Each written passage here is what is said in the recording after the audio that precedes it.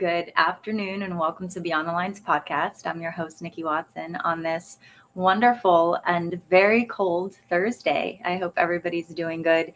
It is about 2 o'clock Eastern Standard Time, and I think on the YouTube it actually scheduled it for Pacific time. So I guess it's almost 11 o'clock over there. So, and hopefully we're going to get rid of daylight savings time. I think that that's something that has been proposed legislatively. I know for sure it has been. I'm not sure if it's still in committee or whatever petitions we got to get signed.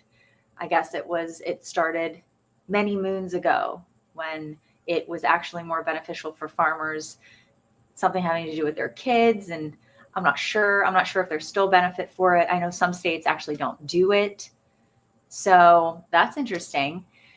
I think it'd be a lot more helpful if we were all on much more time. So anyway, I hope everybody's having a really great week. I know I am. I had to take my cat to the vet the other day. He's old, but he still needs a little bit of extra help. And so we were talking about what we can do for him. He actually needed a little bit of grooming as well because he was having some mouth pain, and so he couldn't groom himself. I know we got a lot of cat lovers on here, so I wanted to just give a shout out to my cat who is doing really well. So he's going to hang in there for a little bit longer, and shout out to all the cats out there. A lot going on. We haven't done a show for about a week. Always something going on, always something crossing the media front. And the title of the show is The CDC Said What? Is that the title? Is that the title of the show? Let me just make sure everything's good here. So last time we did this, we had some comments come through that I was not prepared for. And so this is a one-woman show. So the comments were coming through and I had to decide what I was going to do with them. You cannot reason with hecklers, I guess. I was giving them an opportunity to be on better behavior. They did not accept. So I had to then ban. But I guess I can do that from StreamYard. So I'm still learning. But anyway, yes, let's go to the CDC said what? Yeah, it's a very, very heavy topic.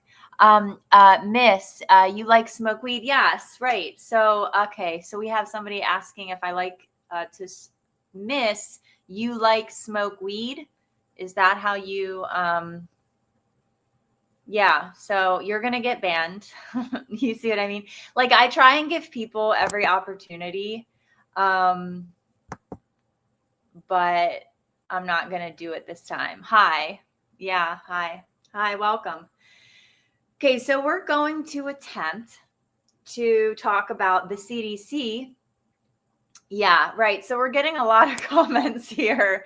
Apparently that's what people like to do randomly is just go to probably accounts like mine that are very small, that don't have any, that have very small audiences, and make comments. So we're just going to have to, I guess, get a producer, ban user, delete their comments. Great. What is this channel about? Well, this channel is called Beyond the Lines Podcast, and I actually started in Rumble. My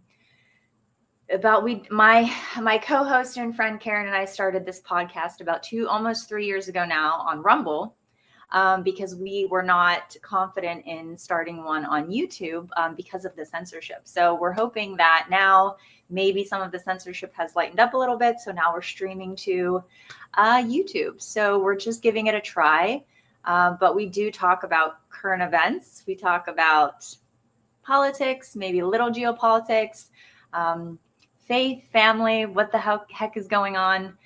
We talk about all different kinds of things. So I guess you can check out past episodes on Rumble to see, and you can also like and subscribe here. Yeah. So thank you for asking. Bra, let me speak. Thank you for asking. Gmon says hello to you. MD says, sister, how are you? I am great. Thank you. I hope you're great as well.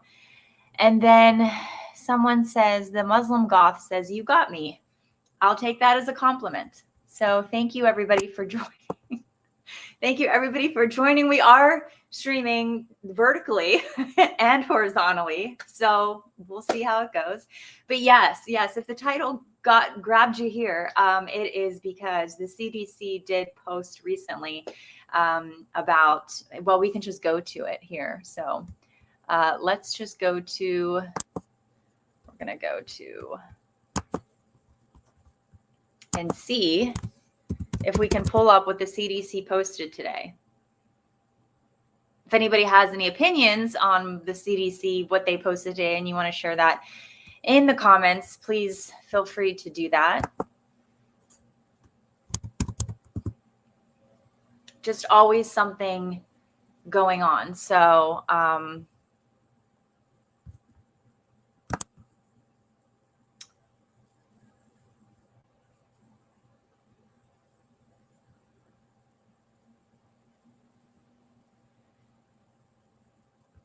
okay.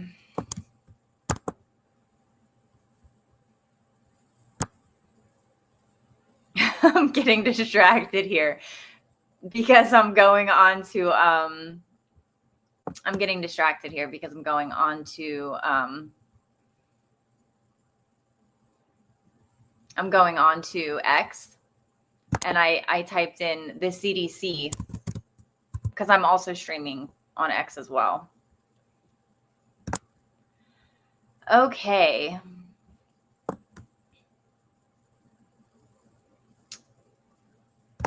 Okay.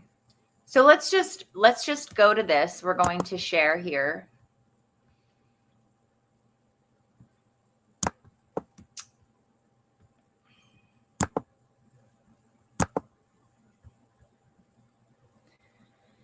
I mean, this is why we can't have nice things, I guess, for real. Okay. Here we go.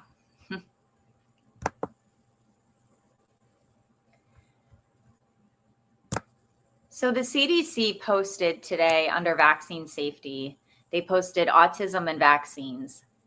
The claim vaccines do not cause autism is not an evidence-based claim because studies have not ruled out the possibility that infant vaccines cause autism. Right. So the CDC posted this today and got a little bit of backlash from other organizations that don't agree.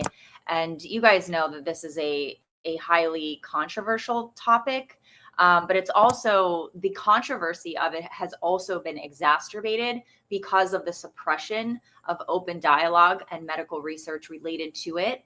And so between the ICANN organization with Dow Bigtree and the work even that RFK Jr. has done in the past to get, like how they didn't do the safety studies that they were supposed to be doing. The Health and Human Services had to admit that they did not actually do the safety studies over the course of the years that they were supposed to, based on the 1986 Childhood Vaccine Injury Act. So if, this is similar to the Roe v. Wade.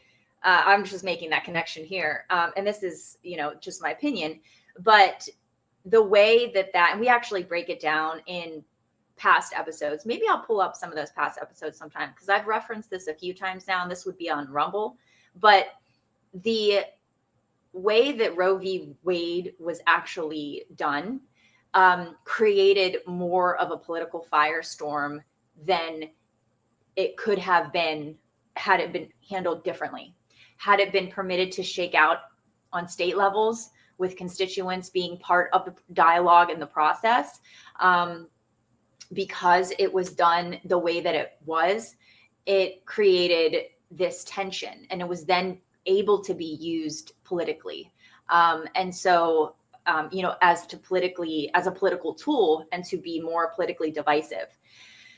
So it inevitably, theories suggest, and we go over this with the published document that was done. I forget who published it. that it, again, could have been, had it been handled differently, then it may have prevented sort of the huge controversy and the debate that we see now related to abortion and reproductive rights and sort of the political piece of it. Anyway, so related to this,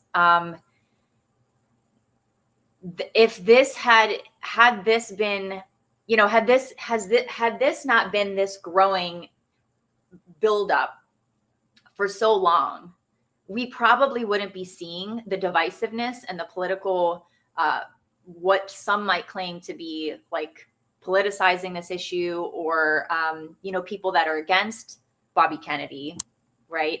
That do not agree that vaccines should be on the table in this sort of way. And there has been so much effort from parents, from advocates, from medical professionals, just over the course of the years, just testimony after testimony again, and how the law was created with the VAERS program, with the vaccine court, with the way that it was set up, that it was in the name of public health, that you couldn't then sue pharmaceutical industries if you had an adverse reaction to a vaccine, because it was set up that it was protected under, like public health. And so this has really been, what year is it? This has been a really long time coming. So people that are criticizing this and upset about it, and, I understand where they're coming from. I do. But the backlash, I have to go here and just make sure. Why your country and church worships Israel when their holy book Talmud says unspeakable things about Jesus and Mary? Yeah, I understand what you're saying. What's going on? Come back here. I don't know, guys. I'm not into, I have the content to do. Okay. So like, I don't know. I'm new to YouTube here, obviously. So I need to do the work and get back to what we're doing. So yes. So as much as I do relate to what my friends on the other side of the aisle have to say about the argument about the vaccines, about this, because I've seen, actually, we can even go to, if we go to stop sharing this and we go to what the American Academy of Pediatrics says,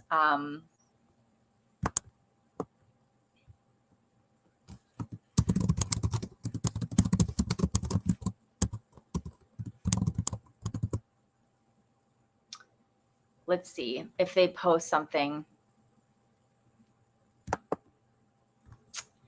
because I think I saw somebody share. Okay, here we go. Okay, wait, what is this? Today's promoted false claims and misguided information. Okay. Yeah, so the American Academy of Pediatrics didn't come out with anything yet, but they are, the CDC says something, or the Health and Human Services says something, and then there's this other conglomerate of voices and a coalition that is, fighting against the work that Health and Human Services and RFK Jr. is doing in the Trump administration. So there's this jewel that's happening now that we can see overtly that has been growing over time. So let's go to the CDC itself, actually.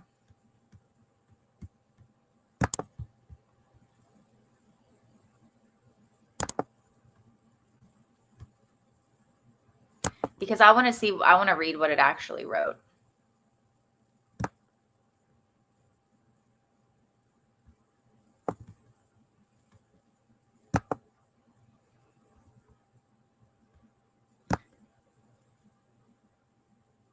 So I guess it wasn't something. So when this came out, I see it being shared, but where is it on their website?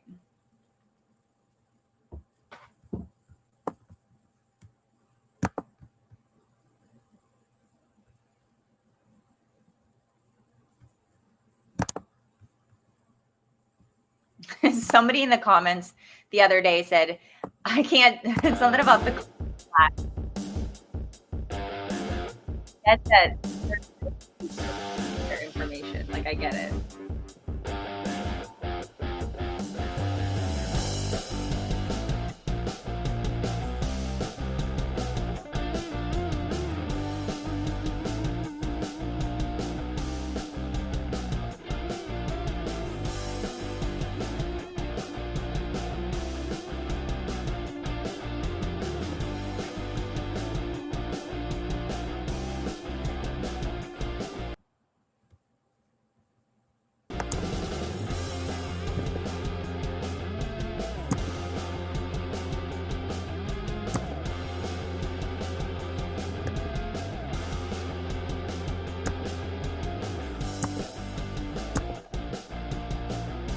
I get it. I get it. I don't know what else to tell you.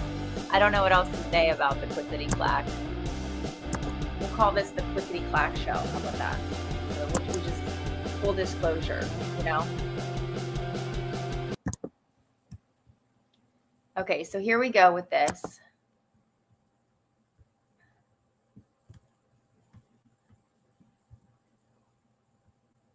Hi, Bra, let me speak. Yeah, I'm not talking about that right now. Okay, we're talking about what the CDC posted on autisms and vaccines. Okay, I appreciate your question.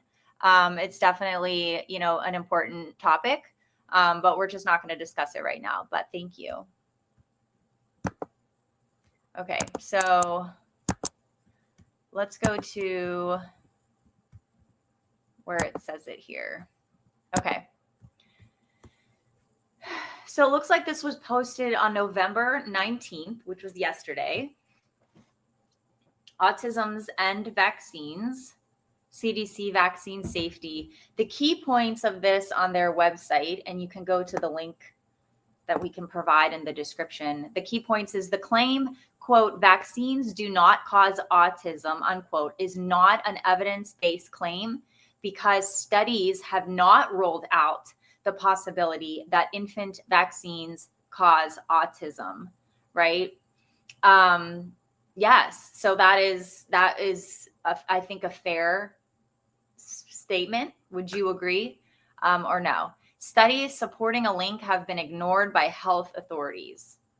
HHS has launched a comprehensive assessment of the causes of autism, including investigations on plausible biologic mechanisms and potential causal links. So then it goes on further to say vaccines do not cause autism, and it has an asterisk there. Pursuant to the Data Quality Act, the DQA, which requires federal agencies to ensure the quality, objectivity, utility, and integrity of information they disseminate to the public, this webpage has been updated because this statement, quote, vaccines do not cause autism, unquote, is not an evidence-based claim. Scientific studies have not ruled out the possibility that infant vaccines contribute to the development of autism. However, this statement has historically been disseminated by the CDC and other federal health agencies within HHS to prevent vaccine hesitancy. HHS has launched a comprehensive assessment of the causes of autism, including investigations on plausible biologic mechanisms and potential causal links. This webpage will be updated with gold standard science that results from the HHS comprehensive assessment of the causes of autism as required by the DQA. The following, as required by the DQA, details the state of the evidence and studies and the lack thereof regarding vaccines and autism spectrum disorder, autism, and outlines HHS further future research directions to provide answers. It is critical to address questions the American people have about the cause of autism to ensure public health guidance is adequately responsive to their concerns. Approximately 1 in 2 surveyed parents of autistic children. Yeah, that's half. Of course it's half, Nikki. No, but I mean 1 and 2. I guess if we go to, you can't see. If you click on that link, it takes you to the parental perceptions and use of complementary and alternative medicine practices for children with autistic spectrum disorders in private practice. So it sends you to a PubMed article. And then that article was published in 2006. So we'll just go back to there. So of those, so approximately of autistic children believe vaccines played a role in their child's autism, often pointing to the vaccines their child received in the first 6 months of life. The DTaP, which is the, I'm going to screw this up. I know. The D1, tetanus, pertussis, hepatitis B, hemophilus. I mean, this is we say wrong, we get words wrong around here. Hemophilus influenza type B, Hib, poliovirus inactivated IPV, and pneumococcal conjugate PCV, and one given at or after the first year of life, the measles, mumps, rubella, the MMR. This connection has not been properly and thoroughly studied by the scientific community. So, right. So all of these, so I'm going to read that again, and I'm just going to use the shortened version of it. So what these parents have said is that they have referenced a vaccine that their child has received in the first 6 months of life. So that would be either the DTaP, which is the 3 of those in one, the Hep B, poliovirus, the IPV, PCV, and then the MMR, which actually you don't get until 12 months. So in 1986, the CDC's childhood immunization schedule for infants less than 1 year of age recommended 5 total doses of vaccines, 2 oral doses of oral polio vaccine, and 3 injected doses of the diphtheria and tetanus, toxoids, and pertussis vaccine. In 2025, the CDC schedule recommended 3 oral doses of the rotavirus and 3 injected doses each of Hep B, DTaP, Hib, PCV, and IPV by 6 months of age, 2 injected doses of influenza by 7 months, and injected doses of Hib, PCV, MMR, varicella, and hepatitis B at 12 months of age. The rise in autism prevalence since the 1980s correlates with the rise in the number of vaccines given to infants. Though the cause of autism is likely to be multifactorial, the scientific foundation to rule out one potential contributor entirely has not been established. For example, one study found that aluminum adjuvants in vaccines had the highest statistical correlation with the rise in autism prevalence among numerous suspected environmental causes. Correlation does not prove causation, but it does merit further study. And if you don't agree with that, why not? Why? Because the science is settled, because the science has already been done, which it hasn't, because they won't do a double-blind placebo study, because they say that it's unethical for children to go without vaccines. That's based on what they're saying, why these government organizations have not done those studies, right? State of the evidence, infant vaccines. So if we go to, which is what we said before.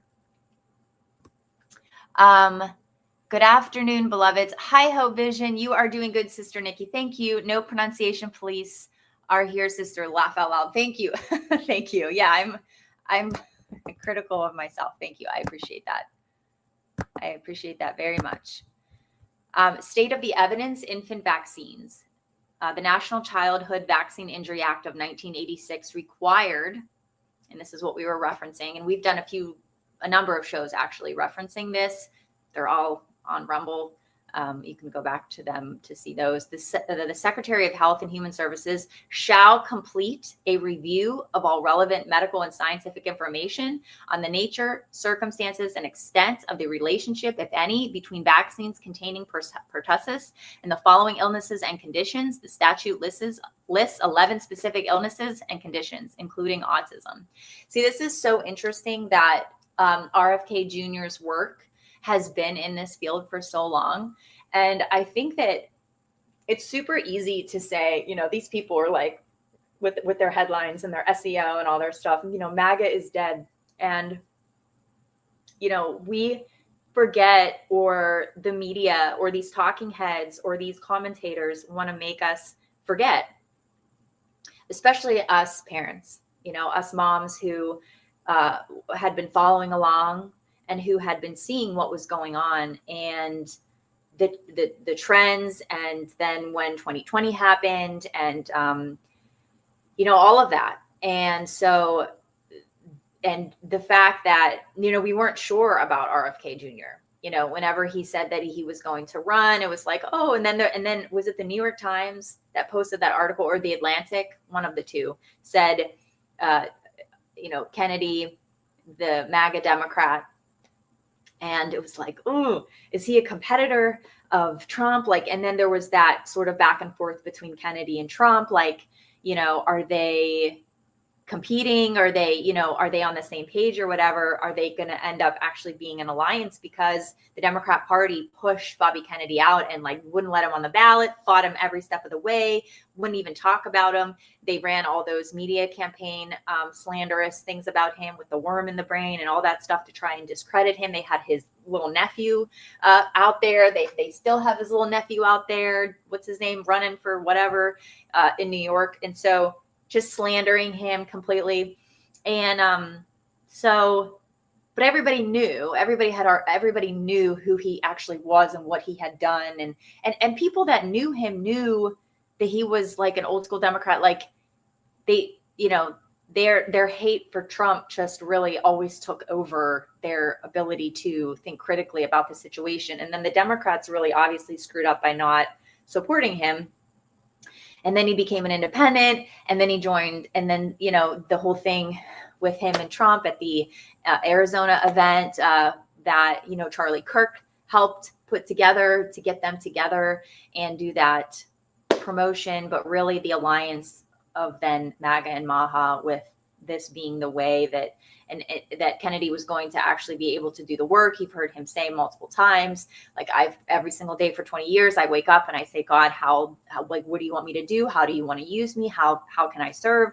And this was how he was called to partner with Trump and go this route. And so this has been a very, very long time coming.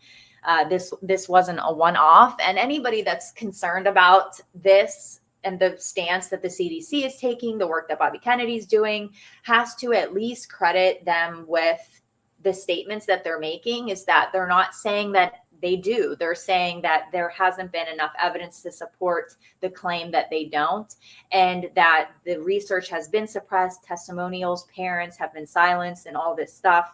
And especially with the VAERS program, with the vaccine court, there's just a lot. And they've been doing this for so many years, with Bobby Kennedy being an environmental attorney, but him also working with this.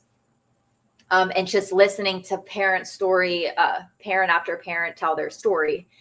And so, again, just connecting the dots. And this is not new. The girl who, her father, I believe, was a physician. She was injured by a vaccine. She did go to the vaccine court and did win. And I cannot remember her name or her story, but that was just one episode. And if you look, you'll see sometimes on X or on social media, you'll see old clips of people talking about vaccines, like newscasters. I mean, there was a clip that was going around. Can't remember who it was. I think it was on CNN. I can't remember the news station. They were talking about this. This is not new. And so I understand the pushback. I understand the fear. I really do. I understand the fear and the anxiety and the worry that comes with this evolution. of truth and transparency and actually science, because the science is not settled. And so how can medical providers continue to provide care for their patients? How can parents get the help that they need and want? And how can we build trust within our institutions? Because the CDC especially has lost so much trust over the last number of years. How many of us wouldn't even know who the CDC was if it weren't for the last number of years, if it wasn't for 2020, when they would just get up there and just overtly say things that were then later discredited for good reason. So, I think we have to look at this from both sides. If we're going to be critical of what the CDC is doing right now, I think we have to look at this from both sides and maybe pull out and take a little bit of a broader view. But let's keep reading.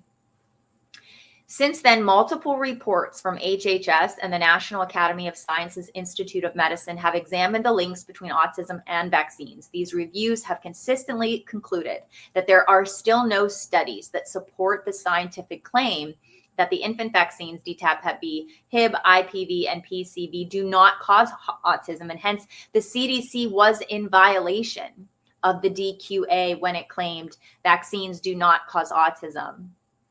You see? CDC is now correcting the statement, and HHS is providing appropriate funding and support for studies related to infant vaccines and autism. Below is a brief timeline and summary of the key findings related to the 1986 directive from Congress regarding the pertussis vaccine and autism. So let's just make sure. Very good. We're good here. Okay. So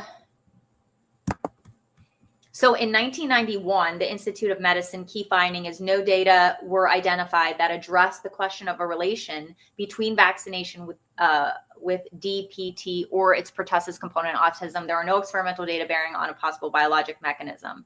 And then in 2012, the Institute of Medicine says the evidence is inadequate to accept or reject a causal relationship between the DT, the diphtheria toxoid, tetanus toxoid, or acellular pertussis containing vaccine and autism. The only study the IOM located regarding DTaP and autism found an association, but the IOM discounted it because it provided data from CDC's passive surveillance system, HHS VAERS, and lacked an unvaccinated comparison population, right? So that's what we said before, is that the double-blind, there has been no double-blind placebo study, which is the gold standard. So you know what the argument is. So anybody that wants to criticize or, feel frustrated with the CDC coming out about this, you like, how can you reckon that, right? How can you reckon the fact that there has, so you'll say that, it's just the standard of critical thinking, logic, debate, even having a hypothesis and can we test it, it seems that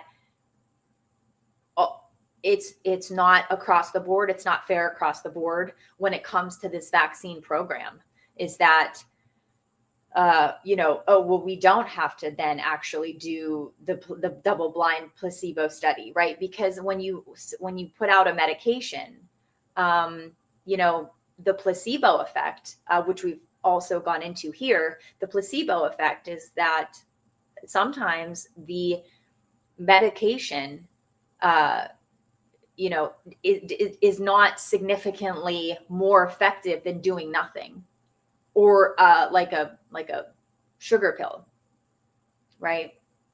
So, that's the whole controversy, and that's the argument, that's the debate. And it's gotten to the point where it had been suppressed for so long, the truth is coming out, and it actually, we can reckon with this. Like, we can move forward, right? We can evolve from this. We can do better. We can do better. And that is what RFK Jr. is doing. And he gets so much shit thrown at him from so many different people and critics and all this stuff. But he is asking to have the conversation, and he's asking to have the transparency, the dialogue, the discourse, and the research, right? He's not perfect. We're not talking about any of that. We're not saying like, what about, funding research, this and that, and whatever. No, we're just talking about this specifically. So in 2014, the HHS Agency for Healthcare Research and Quality said a comprehensive review of the studies investigating the safety of routine childhood vaccines concluded that there was no evidence to accept or reject a causal relationship between DTaP and autism. 2021 HHS Agency for Healthcare Research and Quality, the findings from the 2012 IOM report and the 2014 AHRQ report of insufficient evidence for an association between autism and DTaP, Tdap, TD remained unchanged. The 2021 update identified no new studies. The scientific evidence continued to be insufficient to support or reject a causal relationship between those vaccines and autism. And they include all of the references there. Of note, the 2014 AHRQ review also addressed the Hep B vaccine and autism. One cross-sectional study met criteria for reliability. It found a threefold risk of parental report of autism among newborns receiving a Hep B vaccine in the first month of life compared to those who did not receive this vaccine or did so after the first month. Wow. After reviewing the study, AHRQ determined that there was insufficient evidence of an association of the Hep B vaccine and autism. In fact, there are still no studies that support the claim that any of the 20 doses of the 7 infant vaccines recommended for American children before the first year of life do not cause autism. These vaccines include DTaP, Hep B, Hib, IPV, PCV, rotavirus, and influenza. And if you remember, President Trump came out as he was echoing what the CDC was saying about that they don't recommend the Hep B vaccine for babies that are just born. Right? I mean, that was a pretty monumental statement when that came out. And we so easily forget about that. I just have to check to make sure this is, because I'm like monitoring all the stuff here. This is cool. Okay. State of the evidence, MMR vaccine. The MMR vaccine has been studied regarding autism, and the reviews from IOM and AHRQ maintain with a high strength of evidence that there is no association with autism spectrum disorders based on observational evidence only. However, in 2012, the IOM reviewed the published MMR autism studies and found that all but 4 of them had serious methodological limitations, and the IOM gave them no weight. The remaining 4 studies and a few similar studies published since also have all been criticized for serious methodological flaws. Furthermore, they are all retrospective epidemiological studies, which cannot prove causation, fail to account for potential vulnerable subgroups, and fail to account for mechanistic and other evidence linking vaccines with autism. Many of the retrospective studies utilized, such as the 2002 New England Journal of Medicine study on the Denmark population, may be unreliable for the U.S. population. Children in these studies receive vaccines based on foreign vaccination schedules that differ from the schedule in the U.S.'s, as outlined in the 2013 IOM report on the childhood immunization schedule. There are a few comparative studies evaluating the safety of different vaccine schedules, but there are cases in which the risk of adverse events can depend on the vaccination schedule used, and factors such as timing and adjuvants should be studied with appropriate design methods. For example, the MMR vaccine does not contain aluminum. However, other infant vaccines have aluminum content ranging from 0.25 milligrams to 0.625 milligrams per dose. DTaP has the highest content. One analysis found that the 2019 CDC vaccine schedule resulted in 4.925 milligrams of total vaccine-related aluminum exposure by age 18 months. There is evidence in the U.S. of a positive association between vaccine-related aluminum exposure and persistent asthma. Evidence from a large Danish cohort study reported no increased risk for neurodevelopmental disorders with early childhood exposure to aluminum-absorbed vaccines, but a detailed review of the supplementary tables shows some higher event rates of neurodevelopmental conditions with moderate aluminum exposure. And they include that in the supplement in figure 11. And a statistically significant 67% increased risk of Asperger's syndrome per 1 milligram increase in aluminum exposure among children born between 2007 and 2018. Supplement figure 4. Together, these findings warrant further investigation of aluminum exposures, high, low, and none for a variety of childhood chronic diseases, including autism. HHS research on plausible biologic mechanisms between vaccines and autism. HHS will evaluate plausible biologic mechanisms between early childhood vaccinations and autism. Mechanisms for further investigation include the impacts of aluminum adjuvants, risks for certain children with mitochondrial disorders, harms of neuroinflammation, and more. The header, "Vaccines do not cause autism," has not been removed due to an agreement with the chair of the U.S. Senate Health, Education, Labor, and Pensions Committee that it would remain on the CDC website. Okay, well, there you go. So that is a lot, right?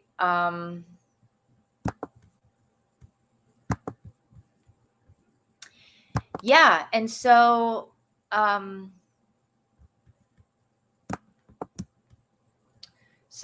the let's see here.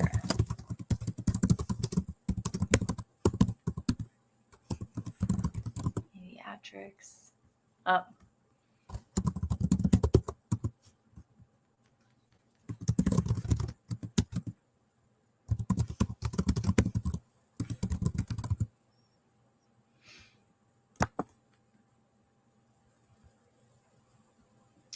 So it looks like I don't see a public statement by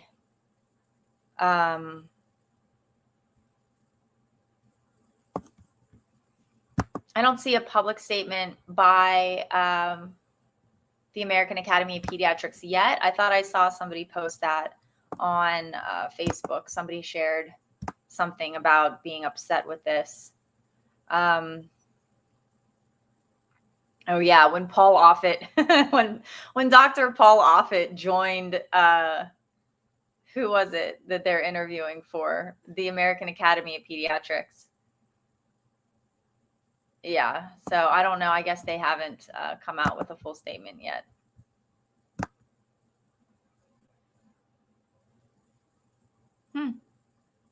That's interesting.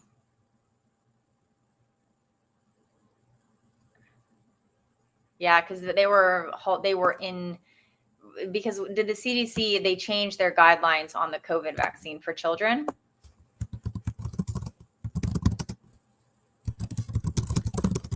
Right? And then the American Academy of Pediatrics was upset about it. Oh, here. Oh, look at this.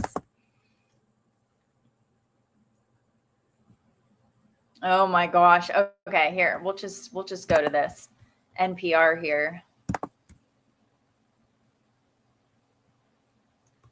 Clickety clack. This is the clickety clack show.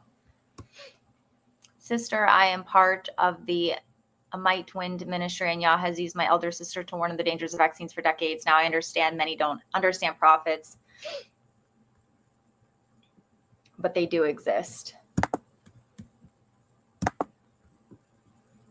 Sorry, I don't know why this is not showing right now. Yes, I want to put your thing up there. Oh, here we go. There we go.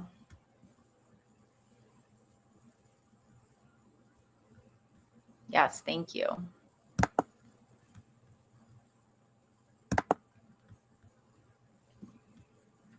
Can I not screen share while I am, I guess I can't put a comment up there while it's, okay, so the CDC revives, okay, so NPR posted today, this is what I was looking for. So NPR posted today, the CDC revives debunked link between childhood vaccines and autism. You see how that right there, because we do media literacy on this show as well, but do you see this right here? The CDC revives debunked link between childhood vaccines and autism. I mean, you're framing it that way. That is your choice to frame it that way. That's editorializing it, isn't it? Because that's not what they're doing. They're actually debunking the claim that vaccines don't cause autism. You see? You see what they're actually doing?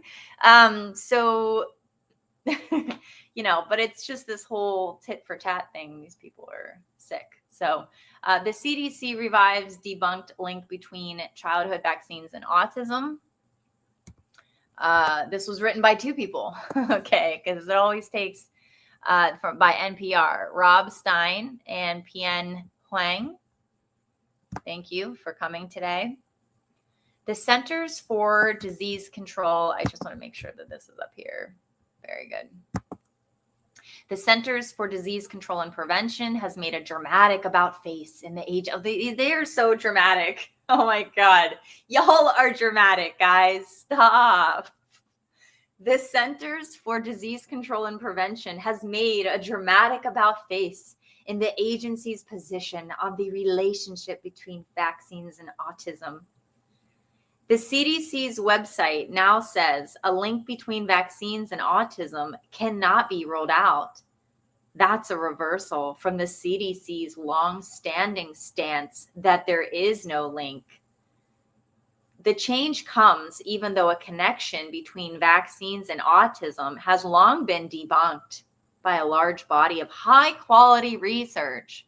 But Health Secretary Robert F. Kennedy Jr. has long promoted the discredited claim. Do you see? This is why we are in the situation we're in, by the way. Okay, NPR, who are you?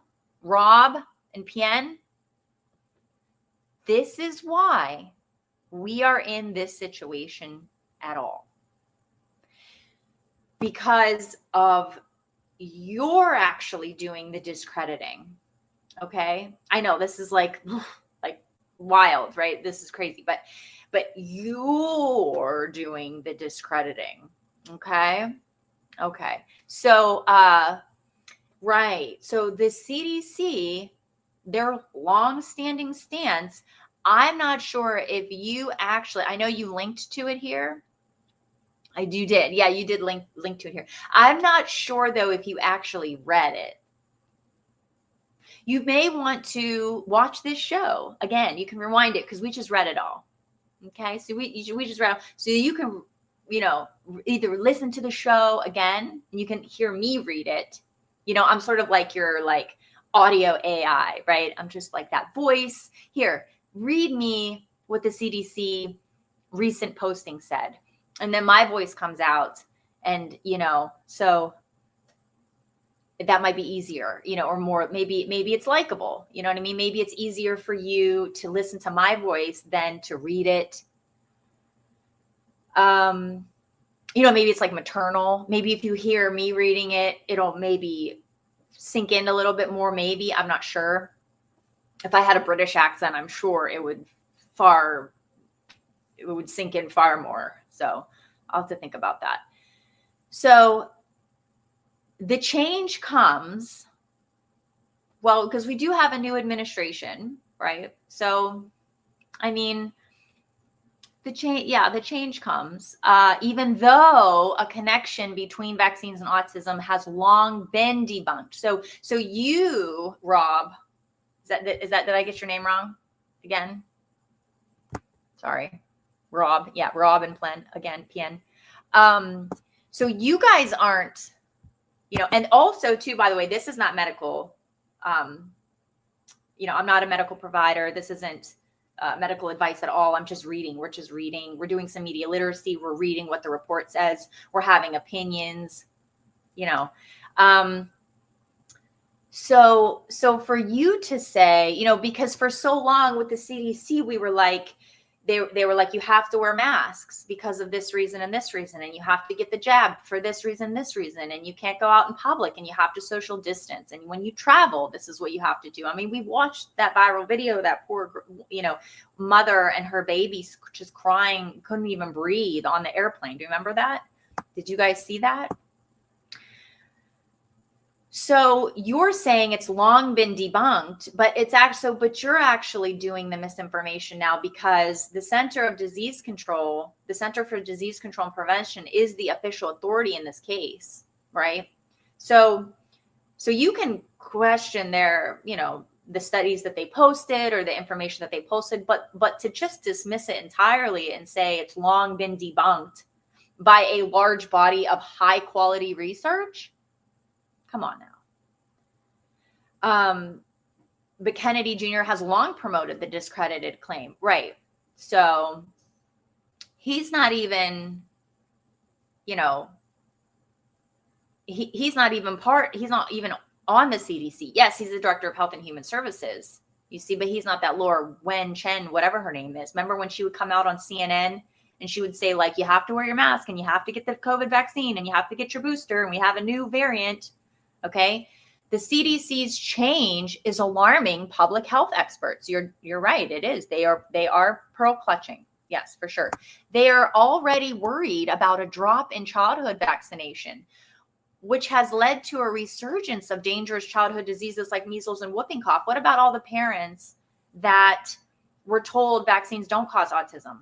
And yet they have all this evidence to support that, yes, causation doesn't equal correlation, or correlation doesn't equal causation, but you have parents after parent after parent after medical provider with all of this, their empirical evidence, their anecdotal evidence to support. At what point do you at least do the research? That's what he's saying. He's not saying vaccines cause autism. He's not doing what you guys do. He's not doing the opposite. He's actually saying, we don't have enough evidence to actually make this claim, but we want to do the research to support. And we know darn well that we can't be telling people. So why aren't you doing the actual research, guys? Because the actual research is that the CDC actually, how was it worded? That they broke the law? Or what did they say?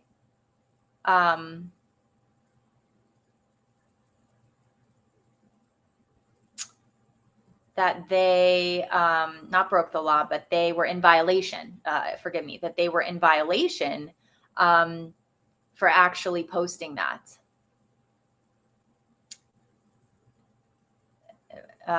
Where did it say here? We just read it, so we should know.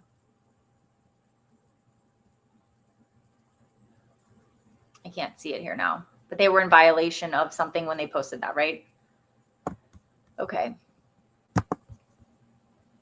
So let's go back. Let's go back here to continuing here.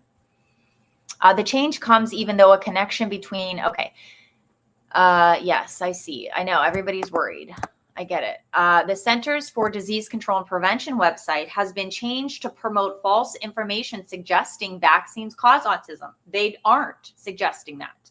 In fact, they're actually trying to course correct and say, we cannot make this positive claim. We can't make the positive claim that vaccines do not cause autism. We cannot do that. They're not saying vaccines cause autism, you see? So they're suggesting vaccines cause autism. You see how terrified? You can't live like this, said Dr. Susan. I'm saying that you can't live like this, Dr. Susan. I'm saying this to you, said Dr. Susan J. Presley, president of the American Academy of Pediatrics, in a statement. You guys can't live like this, okay? You can't live like this. You can't dismiss the research that even was just that small amount that was provided on the CDC website that we just reviewed. You can't dismiss that. You can't dismiss all of the evidence supported by medical providers and parents and children over the years, and all of the holes in the story and such. You can't dismiss that. You can't dismiss the problem with the VAERS program and the vaccine court and the 1986 Childhood Vaccine Injury Act. You can't dismiss all of that, right? That the dismissing it and suppressing it for so long has gotten us to this point now, to where we're arguing over this and how many children, again, have had to suffer, right? So she said this, quote, since 1998, independent researchers across 7 countries have conducted more than 40 high quality studies involving over, and that's so crazy.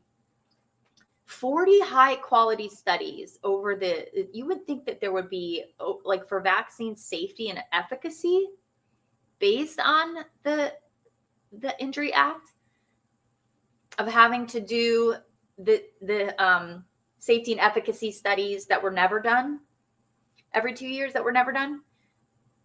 You would think, if we're talking about vaccine safety and efficacy, you would think that there would be hundreds of high quality studies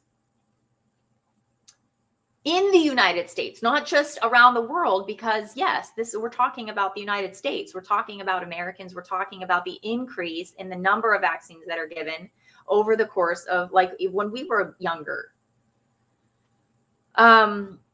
The conclusion is clear and unambiguous. There's no link between vaccines and autism. Well, there's no link between vaccines and autism is not what the statement said. Right? The claim is vaccines do not cause autism, Susan. Okay.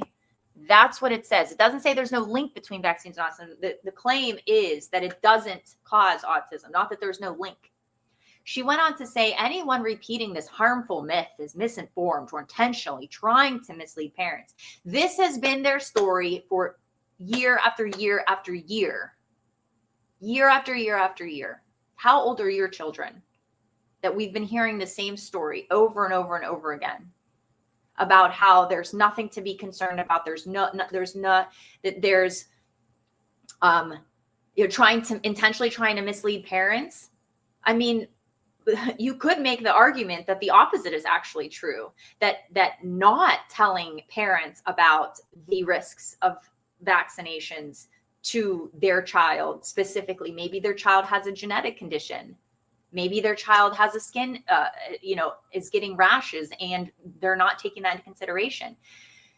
I understand the problem. Like, I really do. And I am not in the medical community. And if I would have been blessed to be in the medical community and been able to serve others in that capacity, I would have loved the opportunity to do that. Who knows, in my next season of life, I think nurses are just like the most incredible people. Not all of them, of course, but many of them.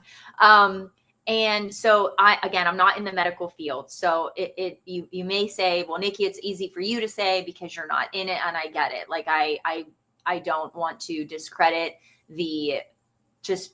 we see the media making cases of medical professionals on one end of the spectrum saying, like this woman saying that vaccines are harmless and they only help, and the risks are very minimal if there are, and then none, they don't cause autism at all.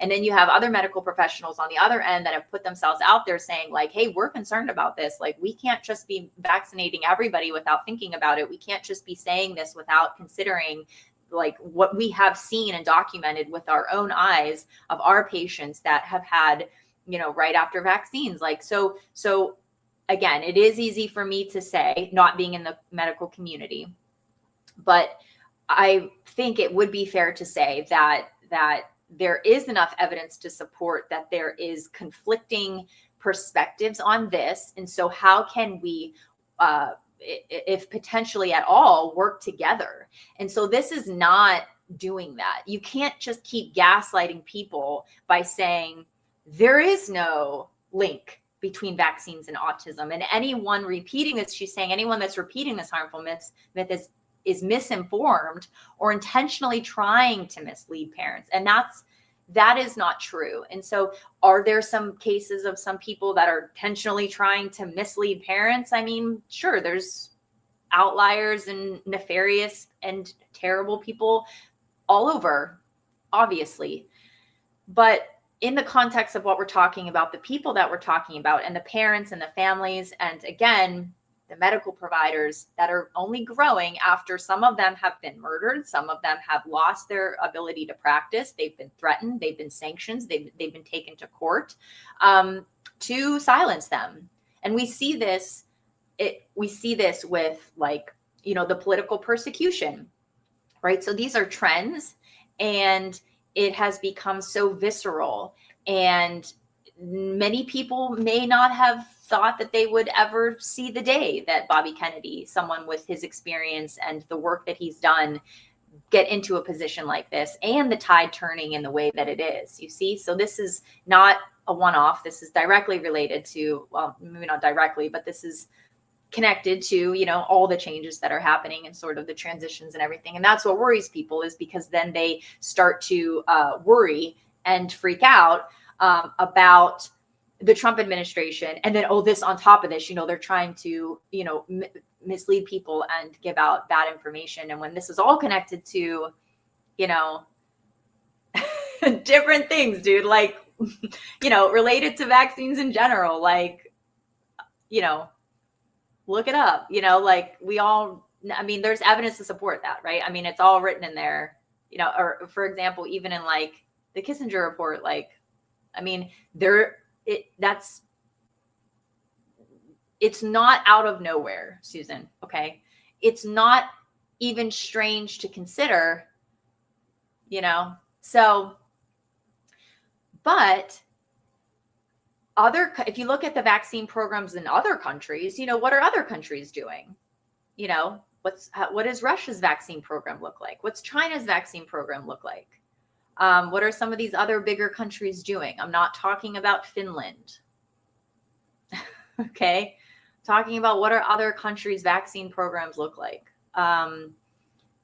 So, and what do we allow in our country when it comes to lobbying and, again, not doing the double-blind placebo study, incentivizing medical providers with vaccines, and then like a portion of their patients need to be vaccinated in order for them to, whatever. And, 20 years ago, maybe like people just, right? Like this was a little bit more on the, this was a little bit more fringe. It's totally mainstream now. There's no running from it, Susan. You can't run from it now. It's here. We have to talk about it. We have to lay it out. You have to face the music. It's going to be okay. Okay? It's going to be okay. We're going to get through this. She goes on. We call on the CDC to stop wasting government resources to amplify false claims that sow doubt in one of the best tools we have to keep children healthy and thriving: routine immunizations. Susan, that's one of the best tools we have to keep children healthy and thriving. See, you guys can't even be you have to see, how this falls flat. Like, you have to be able to have a little bit of self-reflection to see, like, that's not a popular thing to say. Okay? The best tools we have to keep children healthy and thriving: routine immunization. She didn't even say immunization. She's like, nope, all 75 of them by the time they reach 5 or whatever. Damn. In a statement to NPR, Department of Health and Human Services spokesperson Andrew Nixon repeated one of the changes to the website. We're going to wrap it up here in a couple minutes. Don't worry. The claim vaccines do not cause autism is not an evidence-based claim because studies have not ruled out the possibility that infant vaccines cause autism. Right. He said the department, quote, has launched a comprehensive assessment of the causes of autism, including investigations on plausible biologic mechanisms and potential causal links, unquote. The new statement shows a lack of understanding of the term evidence, the Autism Science Foundation said in a statement the organization provided to NPR, adding, no environmental factor has been better studied as a potential cause of autism than vaccines. Okay, no, has been better studied. Okay. Yeah. So I think also too, I feel like is the autism community split on this also? Like, what is the percentage of the autism community that is in support of doing more research? And then also a percentage of the autism community that is not in support of even looking into this any further. It's a statement that's confusing by design, said Dr. Paul Offit. Here we go with him again. A pediatrician and director of the Vaccine Education Center at the Children's Hospital of Philadelphia. Yes, Paul Offit. He's been around for a number of years, very involved in vaccines. He was actually not super supportive of the COVID vaccine at first, which is kind of strange. I'm not sure how he sort of evolved from there, but I think that it's related to people that started to notice that there was lack of trust in the COVID vaccine, then started questioning all vaccines. I had somebody ask me one time when I was asking about vaccines, was I talking to somebody? I can't even remember what it was. Or maybe I can't remember. I think I saw people talking about it online, but then I also, like, it happened to me also. And so I started to notice a trend in, if you said something about the COVID vaccine, like you were questioning it, and then the question would then be given back to you. Do you feel that way about just the COVID vaccine or all vaccines? And so it was interesting because then there was like some people that were just like, well, no, just the COVID vaccine. But then what had happened and what medical professionals, I think, were realizing is that they were losing credibility in the vaccine program itself because of the COVID vaccine. Okay. It's a statement that's confusing by design, said Dr. Paul Offit, a pediatrician and director of the Vaccine Education Center at the Children's Hospital of Philadelphia. There are the usual anti-vaccine tropes, misrepresentation of studies, false equivalence. He says they might as well say chicken nuggets might cause autism because you can't prove that either. Right. So he's going to go to the most outlandish thing that he can say to try and make a point that is discrediting the validity of the concern. The changes on the website blindsided career scientists at CDC, says Dr. Dimitri Daskalakis. No, it didn't. I'm sure it didn't. A former top CDC official who resigned from the agency in August. So yeah, so they go ahead and ask somebody who left because he was like, I'm not doing this. And I know that other people be watching, be like, yes, he said he's not going to tolerate that. He's going to leave. The scientists did not participate in its creation, he says, and the data are unvetted. And the data are unvetted. Wouldn't that be the data is unvetted? The data are unvetted. Is the data they? Two current CDC staffers who contacted NPR Thursday say the updates are two current CDC staffers who we aren't going to name went ahead and called NPR to say the updates are a glaring red flag that indicate the vaccine information on the agency website is no longer credible and is instead anti-science. So you have two people that are not sourced. There's no source on this, NPR. Who are these two CDC staffers that just tattled on the CDC and said, oh, we can't, oh, they're anti-science now? This is why we're in the situation that we're in, because of you guys. This is why we're in the situation we're in, because you cannot be reasonable. You have to be psychotic about it. And you're presenting, let's just say that these are true sources. I don't think this is true. I think this is made up. I think NPR made up these two things. I don't know. I'm just speculating. Perhaps they did. It appears they did. But let's just say that two CDC staffers went ahead and called NPR and said, oh, this is a glaring red flag, that this is anti-science, okay? And that the agency website is no longer credible. They requested anonymity out of concern they could lose their jobs for speaking to the press. This shouldn't even be included. This is just terrible journalism. This shouldn't even be included. The moves are the latest in a series of steps Kennedy has taken on the safety and effectiveness of vaccines that run counter to mainstream medical and scientific organizations like the Pediatrics Academy, the Infectious Disease Society of America, and the American College of Physicians. American College. Vaccine proponents say the moves are recklessly undermining public confidence in vaccines and fueling vaccine hesitancy. Y'all are fueling vaccine hesitancy. Y'all are fueling vaccine hesitancy because you're gaslighting people and you're making people suspicious. Okay. The whole 2020 thing did not help. It actually made things 10 times worse, but it was already being exposed at that point. Putting the nation's children at risk, the U.S. appears to be poised to lose its status of having eliminated measles. Kennedy sacked all the members of the CDC's Influential Advisory Committee on Immunization Practices, or ACIP, earlier this year and replaced the members with his own slate. In one of its first actions, the new advisory committee called for the removal of the preservative thimerosal used in a small fraction of flu vaccines, even though safety concerns about it have also been debunked. You guys are just trash. Under Kennedy, federal health agencies have also made it harder for people to get vaccinated against COVID-19 and canceled grants funding new vaccines that rely on mRNA technology at the heart of the most used COVID vaccines.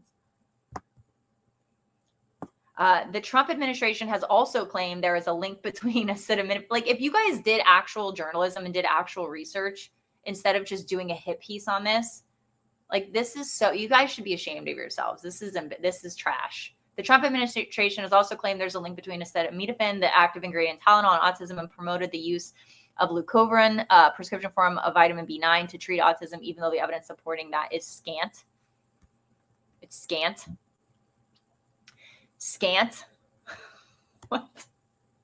PN's like, Rob, add scant in there. You can do it. You got this. Okay.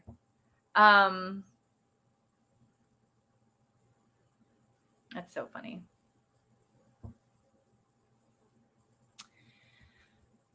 An ACIP working group is now studying more major changes in childhood vaccinations, including removing components that include aluminum used to increase vaccine effectiveness. These adjuvants have been used safely for nearly a century. The committee is also exploring separating a single shot now given to protect against measles, mumps, and rubella in a single shot into individual shots. I mean, why don't you do the research on that instead of just including a link, dude? Like, do the research, do the journalism. You're linking to another NPR article? Public health experts say both moves are scientifically unsound and would essentially upend the nation's childhood vaccination regimen. That's what they're worried about, leaving children vulnerable to diseases that had long been brought under control. The committee is also considering recommending delaying vaccinating children against hepatitis B. For years, all babies have been vaccinated against hepatitis B at birth. Hey, Rob and Pian, why don't you research why hepatitis B, how that originated? Why don't you guys do actual research, and why don't you just be curious and be like, I wonder why? Because that's what we do on this show too. It's like, we try and look at it from both sides. We try and go into that, and then we also can make our own opinion about it, right? But we also understand where people are coming from. So why don't you try doing that? I don't know. Maybe you would be less creating, because you're creating vaccine hesitancy by gaslighting people and doubling down like this. You see? And by not doing the actual research, you're not doing the work that needs to be done. The committee is also considering recommending delaying vaccine of Hep B. Hep B can cause liver failure and liver cancer. Yes, for years, all babies have been vaccinated against hepatitis at birth. Why don't you research why they were vaccinated at birth and how hepatitis B got put onto the vaccine program? I would love to hear your research on how the vaccine program got, like, the history of the vaccine program and like each individual vaccine. The CDC acknowledges in a footnote on its main webpage on autism and vaccines that it still carries a header reading vaccines do not cause autism, and says it hasn't been removed due to an agreement with the chair of the U.S. Senate Health, Education, Labor, and Pensions Committee that it would remain on the CDC website. NPR emailed Louisiana Republican Senator Bill Cassidy's office for comment, but didn't receive an immediate response. Cassidy chairs the Senate Health Committee, which vetted Kennedy's nomination to lead HHS and voted along party lines to support it. Didn't learn anything, right? Okay. My Lord. Okay. Well, on that note, we are going to wrap it up here. I have to run. I'm so glad that we got through all of that. I'm so thankful for everybody for joining, for commenting, for liking and sharing. I really appreciate it. And I hope you have a wonderful day. Thank you for hanging out, and I will catch you next time.